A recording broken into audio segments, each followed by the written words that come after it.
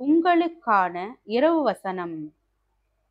நீங்கள் சம்பூரணமாக சாப்பிட்டு திருப்தி அடைந்து உங்களை அதிசயமாய் நடத்தி வந்த உங்கள் தேவனாகிய கர்த்தருடைய நாமத்தை துதிப்பீர்கள்.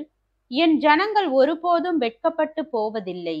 நான் இஸ்ரவேலின் நடுவில் இருக்கிறவர் என்றும் நானே உங்கள் தேவனாகிய வேறொருவர் இல்லை என்றும் அறிந்து கொள்வீர்கள். என் ஜனங்கள் ஒருபோதும் வெட்கப்பட்டு போவதில்லை. அதற்கு பின்பு நான் மாம்சமான யாவர் மேலும் என் ஆவியை ஊற்றுவேன். அப்பொழுது உங்கள் குமாரரும் உங்கள் குமாரத்திகளும் தீர்க்க தரிசனம் சொல்லுவார்கள். உங்கள் மூப்பர் சொப்பனங்களையும் உங்கள் வாலிபர் தரிசனங்களையும் காண்பார்கள். யோவேல் 2வது அதிகாரம் வசனம் 26 முதல் 28 வரை.